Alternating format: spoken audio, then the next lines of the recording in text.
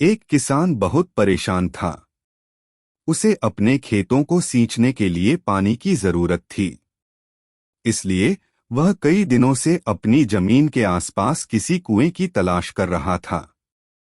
इसी तलाश में वह घूम ही रहा था कि अचानक उसे एक कुआं दिखा। यह कुआं उसके खेतों से बहुत नजदीक था, इसलिए किसान बहुत खुश हुआ। उसने सोचा कि अब उसकी परेशानी खत्म हो गई। यह सोचकर वह खुशी खुशी घर चला गया। अगले दिन वह पानी लेने कुएं पर पहुंचा। जैसे ही उसने कुएं के नजदीक रखी बाल्टी कुएं में डाली, वहां एक आदमी आ धमका।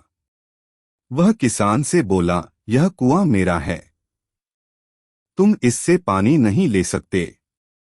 अगर तुम इस कुएं से पानी लेना चाहते हो तो तुम्हें इस कुएं को खरीदना होगा। यह बात सुनकर किसान कुछ देर रुका और फिर मन ही मन सोचने लगा कि अगर मैं इस कुएं को खरीद लूं तो मुझे कभी पानी की कमी नहीं होगी और न ही मुझे पानी के लिए इधर-उधर भटकना पड़ेगा। फिर क्या था, दोनों के बीच एक रकम तय हुई। किसान के पास उतने पैसे तो थे नहीं, लेकिन वह यह मौका छोड़ना नहीं चाहता था। इसलिए किसान ने उस आदमी को अगले दिन वह रकम देने का वादा किया और घर की ओर चल दिया। किसान के लिए कुआं खरीदने का यह अच्छा मौका था, इसलिए वह इस काम में जरा भी देर नहीं करना चाहता था।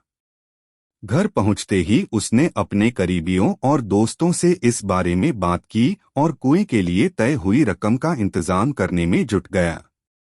थोड़ी भागदौड़ और कोशिश के बाद आखिरकार उसने वह रकम जमा कर ली।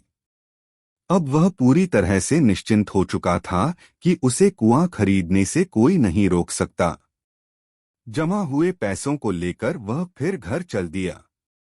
उसे बड़ी बेसब्री से इंतजार था कि कब रात खत्म होगी और वह कुआं खरीदने जाएगा।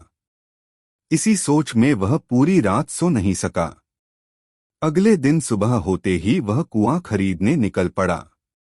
उस आदमी के घर पहुंच किसान ने उसके हाथ पर पैसे रखे और कुएं को खरीद लिया।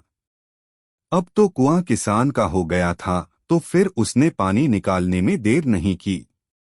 जैसे ही किसान ने कुएं से पानी निकालने के लिए बाल्टी उठाई, उस आदमी ने फिर बोला, ठहरो, तुम इस कुएं से पानी नहीं निकाल सकते हो। मैंने तुम्हें कुआं बेचा है, कुएं का पानी अभी भी मेरा है। किसान मायूस हो गया और न्याय के लिए राजा के दरबार में शिकायत करने पहुंच गया। मालूम है उस राजा का नाम क्या था? राजा अकबर। राजा अकबर ने उस किसान की पूरी कहानी सुनी और फिर उस आदमी को दरबार में बुलाया जिसने वह कुआं बेचा था। राजा का फरमान सुनते ही वह आदमी भागा भागा दरबार में हाजिर हो गया।